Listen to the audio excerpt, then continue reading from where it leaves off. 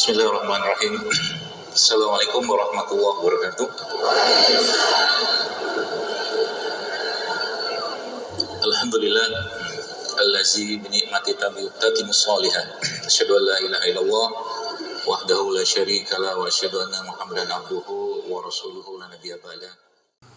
Alhamdulillah, tentunya kita bersyukur pada Allah Subhanahu wa taala di hari ini Allah masih berikan kesempatan kepada kita semua untuk hadir khususnya di tempat yang termulia di muka bumi ini, yaitu masjid. Kita memperbanyak kebiasaan baik, itu poinnya.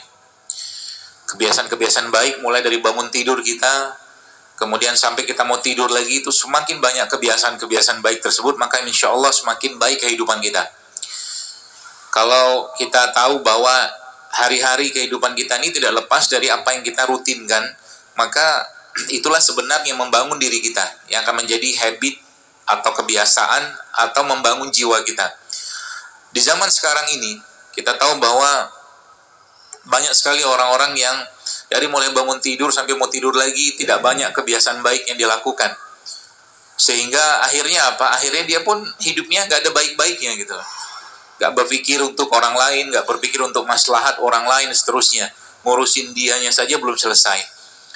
Maka sebenarnya ini menjadi poin yang penting buat nasihat buat saya pribadi dan jamaah sekalian, untuk kita mulai mengintrospeksi diri, mulai memuhasabah diri kita, kira-kira apa yang saya bisa lakukan hari ini untuk maslahat orang lain. Semakin banyak itu kita pikirkan dan kita kerjakan, mungkin hal sederhana, maka akan semakin damai, tenang hidup kita. Semakin kita merasa bahwa kita mulai paham untuk apa Allah menciptakan kita. Ini esensi ya sebenarnya. Dan nanti tentunya ini semua menjadi satu tema yang kita angkat hari ini berkaitan dengan Allah Subhanahu wa taala sebenarnya telah memberikan kemampuan dalam diri kita itu untuk memperbaiki dirinya sendiri sebenarnya. Saya banyak sekali melihat keadaan-keadaan atau kasus-kasus di mana ternyata ketika kita bicara tentang penyakit itu ya, bahwa sesungguhnya ya tidak hanya penyakit, orang yang pengen sehat ya, kemudian dia pengen pengen tetap sehat gitu kan, itu sebenarnya tidak jauh-jauh dari apa yang sudah Allah tanda kutip install dalam dirinya. Ya, install. Kalau kita lihat bahwa bagaimana Nabi Adam atau mungkin bagaimana iblis laknatullah alaih menggoda Nabi Adam. Di situ kan kita tahu dalam beberapa ayat dalam Al-Quran, iblis mengatakan kecuali, kata iblis, ya, kecuali. Jadi semua tuh nanti terkena fitnah atau godaan, ujian dari iblis dan syaitan laknatullah alaih itu, kecuali, kata iblis, orang-orang yang ikhlas. Itu yang pertama. Lalu yang kedua apa? Kecuali orang-orang yang bersyukur, dan sedikit sekali dari mereka itu yang bersyukur, kata iblis.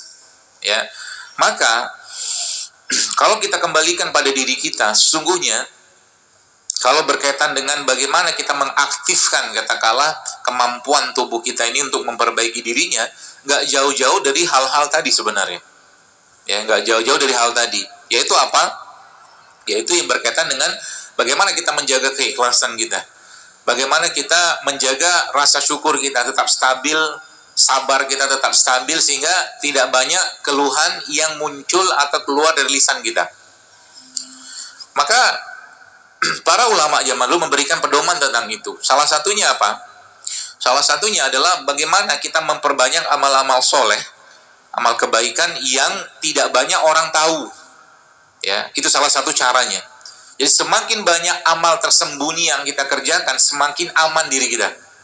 Amal tersembunyi. Lalu ada kaitan apa itu semua dengan dengan kesehatan jiwa kita? Ada satu kisah yang mungkin kalau Anda pernah membaca buku La Tahzan karangan Dr. Aid Al-Qarni itu, di situ dijelaskan ada seorang yang dia divonis ya sakit dan umurnya tidak lama berdasarkan teori tentang penyakit itu, katakanlah kayak begitu. Meskipun tidak mesti juga kita mengikuti 100%, karena yang namanya ajal itu kembali pada Allah saja. Lalu akhirnya dia apa? Dia melakukan satu hal yang akhirnya membahagiakan, menyenangkan diri. Dia pergi berlayar, ya, dia menyewa kapal. Akhirnya berapa bulan seperti itu dia pergi sewa kapal dan tidak ingat sama sekali tentang penyakitnya. Lalu akhirnya ketika balik-balik lagi beberapa bulan kemudian ternyata dia bisa, atau penyakitnya tadi tumor atau kanker itu mulai mengecil bahkan menghilang. Ini sebenarnya bentuk sebenarnya bagaimana kita memberi makanan kepada jiwa kita itu. Memberi makanan kepada jiwa, dan itu kadang-kadang hal-hal yang sederhana ya. Kalau mungkin orang sekarang mungkin menyebutnya healing gitu ya. Healing. Tapi sebenarnya nggak sesederhana itu juga. Sebab apa? Kalau kita tidak mengenal, tidak mengerti mengapa kita diberikan satu kondisi, maka itu tuh Bapak Ibu sekalian, jamaah sekalian, tidak membuat kita sadar apa masalah dalam hidup kita. Contoh. Kalau mungkin ada yang sudah mengikuti banyak video-video saya, kajian-kajian saya, mungkin sudah banyak saya sampaikan, kalau bisa jangan makan ini, kurangi makan ini, gitu-gitu kan. Sudah banyak kan? Diikutin nggak? Banyak yang enggak kan? Banyak yang enggak. Kalau hilap hari ini hilap, besok hilap lagi, namanya doyan bukan hilap. Kan gitu. Nah, pertanyaannya, terus saya bilang lagi kan, misalkan saya bilang, puasa itu bermanfaat bagi kesehatan misalnya gitu kan. Kan gitu kan? Semua sudah tahu itu. Tapi kan nyuruh tangan ini berhenti untuk ngambil makanan atau minuman dimasukkan ke mulut itu kan bukan hal sederhana dan hal mudah sebenarnya kan. Susah loh. Kurangi makan. Saya kemarin ada lihat satu video seorang profesor ya di Amerika itu umurnya 53 tahun, wajahnya kayak 30. Masih sekali dia, masih sangat sehat bugar gitu kan. Dan ternyata judulnya rahasianya apa coba, cuman dia katakan saya tuh makan sekali sehari doang, dia bilang. Cuma sekali sehari. Tapi makannya bener. Ya bukan ngasal. Kita ini kan banyak makan itu ngasal. Kerupuk gitu kan. Makan kerupuk satu bungkus gitu kan. Terus makan lagi macam-macam lah gitu kan. Makannya kalau mungkin kita bilang tuh bukan makanan yang padat nutrisi, tapi padat rasa. Rasa buat lidah tapi nggak padat gizi gitu lah. Jadi cerita tuh itu sebenarnya ada metodenya sebenarnya ya. Namanya tuh 1 meal a day. Makan sekali sehari. Tapi yang dimakan itu bergizi tinggi. Ya, tidak masalah sebenarnya. Makanya sebenarnya yang saya pahami dan pelajari, nggak ada kaidahnya kita tuh makan 3 kali sehari, itu nggak ada. Jadi kalau Anda sudah paham sebenarnya makan tuh kapan? Kalau perlu ya makan. Kalau nggak perlu nggak usah makan. Kan gitu sebenarnya. Cuman kan nggak semudah itu. Godaannya kan banyak. Seringnya kita perlu nggak perlu kita makan. Seringnya begitu. Jadi jamaah sekalian, tadi kembali ke bagaimana caranya Allah untuk membuat kita berhenti makan. Nah akhirnya kan muncul sakit misalkan. Sakit itu, kalau yang paham sakit, apa yang terjadi waktu kita sakit? Kan ditarik selera makan kita. Akhirnya apa? Makanan nggak berselera. Akhirnya yang terjadi apa? Kan puasa. Dipaksa puasa. Dipaksa nggak banyak makan yang sebelumnya banyak makan. Kan gitu. Oke. Lalu apa lagi? Waktu sakit, apa yang Allah berikan kepada tubuh kita? Salah satunya adalah diperbanyak tidurnya kita, ya kan? Orang sakit kan makannya sedikit, tidurnya banyak. Itu kan gaya bayi. Bayi itu kan sebenarnya tidurnya juga banyak, meskipun makan juga banyak gitu ya. Yang maksud saya itu gaya-gaya atau mungkin hal-hal yang sifatnya mendetoks ya, mungkin pembersihan ya. Itu tuh sebenarnya sudah ada dalam lagi-lagi diri kita yang sudah Allah berikan ya. Tidur misalkan, kalau kita bahas tidur sedikit, apa manfaat tidur? Atau mungkin nggak usah tidur dulu ya, terlalu jauh. Contoh mungkin matahari, melihat sinar cahaya matahari itu. Lihat matahari itu, bukan menatap mataharinya sih ya, misalkan melihat sinar cahaya matahari itu.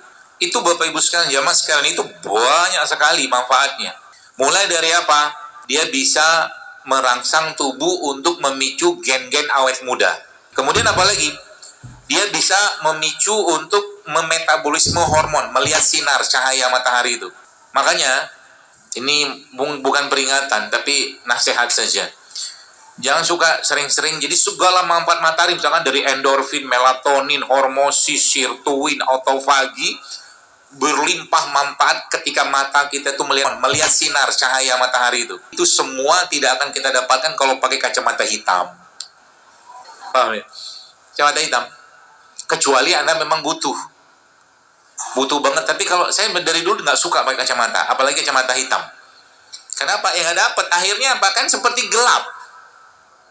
Ya padahal nyerap mata kita tuh nyerap cahaya matahari itu sudah sebenarnya suatu bentuk proses penyembuhan sebenarnya. Ngelihat matahari, ngelihat cahaya ya, bukan lihat matahari, ngelihat cahaya matahari. Bahkan itu menjadi salah satu hal yang sangat sering dilakukan Rasulullah SAW kalau beliau keluar rumah lalu beliau menatap langit, melihat cahaya, melihat langit yang luas itu. Ini bisa dipraktekin nanti kalau pulang, pandangin, melihat sinar cahaya matahari itu. Matahari, pandangin langit ya dengan cahaya ya, siang nanti kan jam 11, jangan lihat mataharinya, lihat cahayanya aja. Itu sambil Anda berdoa. Ada doanya. Apa doanya? Allahumma inni a'udzubika an adilla au udhalla au azilla au uzalla au azlima au uzlama au ajhala au yujhala alayya. Itu doanya. Posting ada kok. Allahumma inni a'udzubika an adilla au udhalla. Aku berlindung padamu dari disesatkan ya dan menyesatkan orang lain. Itu doanya. Ini sebenarnya benteng, seperti kalau mungkin kita bilang jampi-jampinya kita. Ya. Jadi sebenarnya doa itu adalah jampi-jampi syar'i sebenarnya. Doa itu. Jadi semakin banyak seseorang itu berdoa, Bapak Ibu sekalian, semakin terlindunglah jiwanya, ya, bahkan raganya. Seperti itu. Allahumma inni a'udzubika an adilla au dhalla au azilla au uzalla, dari digelincirkan dan menggelincirkan orang lain, kemudian dari menzolimi au azlima au uzlama, dari menzolimi dan dizolimi orang-orang lain. Ya, dan yang terakhir au ajhala au yujhala alayya. Ya. Dari dibodohin dan membodohin orang lain. Itu doa perlindungan sebenarnya. Dan supaya apa? Supaya hati kita itu sebenarnya dijaga untuk selalu luas hati. Ya. Kenapa hati itu harus luas? Karena begini, saya tuh sebenarnya pengen bikin kajian judulnya seperti baju yang saya punya. Saya punya baju judulnya feeling titik-titik deleting. Perasaan titik-titik dihapus. Jadi ada waktu-waktu tertentu kita tuh nggak perlu pakai perasaan terus. Sebab kalau semua dirasa-rasa, aku tuh benci banget sama itu misalkan. Aku nggak suka banget, dia tuh menghina aku, itu nggak pakai perasaan terus. Makanya Nabi membatasin untuk marah. Nah, doa-doa seperti ini Bapak Ibu sekalian, ya, atau mungkin bacaan-bacaan itu fungsi sebenarnya itu apa? Fungsi sebenarnya itu adalah untuk melindungi jiwa kita. Ya, jiwa terlindungi, hati terlindungi, iman terlindungi. Kenapa? Kadang-kadang seringkali kita tuh lupa, ya. Lupa dengan apa? Lupa dengan kita tuh gini loh. Saya sering sekali mendapatkan orang-orang kayak begini, ya. Dia ngaji tiap hari ngaji, ya. Tapi ketika ada suatu masalah, kondisi yang sifatnya itu memerlukan asupan nutrisi ilmu dari apa yang dia pelajari, nggak nyambung, putus dia. Paham nggak? Nah itu sebabnya hari-hari kita itu Bapak Ibu sekalian, jamaah sekalian, perlu minta hidayah. Jadi ketika ada masalah, ilmu yang kita pelajarin itu bisa kita pakai di situ, bukan dilupakan gara-gara was-was, gara-gara kecemasan. Contoh mungkin di zaman pandemi kemarin, kayak orang lupa tentang ya Allah yang mentakdirkan gitu kan. Ada orang yang mungkin luar biasa terpaparnya dengan virus misalkan, tapi nggak kena juga. Menjaga sih wajib secara ikhtiar kita, cuman kadang-kadang kita tuh lupa bahwa ada Allah yang mengendalikan itu. Jangan terlalu banyak semua tuh diikutkan dengan perasaan gitu loh. Kenapa? Jiwa kita itu kecenderungannya atau nafsu kita tuh mengajak kepada keburukan. Maka dia harus dipakein tali gitu loh. Ditarik gitu loh. Contoh mungkin mungkin dalam tema makan saja. Antara makan sama tidak makan, kita pengennya makan terus. Antara tidur sama tidak tidur, ya pengennya tidur terus gitu loh. Ya. Apalagi macam-macam lah gitu kan, yang berlebihan segala macam. Maka kalau bicara pada katakanlah pada tema makanan, ketika setan, iblis nggak bisa menggoda kita dalam urusan halal, ya dia masuk ke bab berikutnya. Tema berikutnya apa? Dia godain kita dalam urusan toyib, kan gitu kan? toib juga nggak jalan, dia pakai yang ke berlebihan. Itu nggak dipakai lagi, banyak, dia punya banyak strategi luar biasa, ya, sehingga kita tuh lupa bahwa sebenarnya lagi-lagi Allah tuh sudah memendamkan dalam diri kita itu kekuatan itu sebenarnya. Kekuatan yang paling utama justru apa? Justru kalimat yang Allah sampaikan atau tanyakan kepada kita saat kita masih dalam kandungan, alastu birabbikum. Aku ini Tuhanmu gak? Iya, kata kita. Bukankah aku Tuhanmu? Kata Allah gitu kan. Semua bayi yang ada atau janin yang ada dalam kandungan ibunya itu ditanya sama Allah, alastu birabbikum. Terus kita menjawab, qalu bala syahidna. Benar ya Allah, kami bersaksi Engkaulah Tuhan kami. Jadi kalau ditanya berarti kekuatan yang terbesar dalam diri kita dalam konteks penyembuhan apapun sebenarnya itu kekuatan apa? Kekuatan tauhid, kekuatan akidahnya kita. Itu kekuatan paling utama. Saya katakan wallah, tinggal kita pakai fitur-fiturnya, tanda kutip.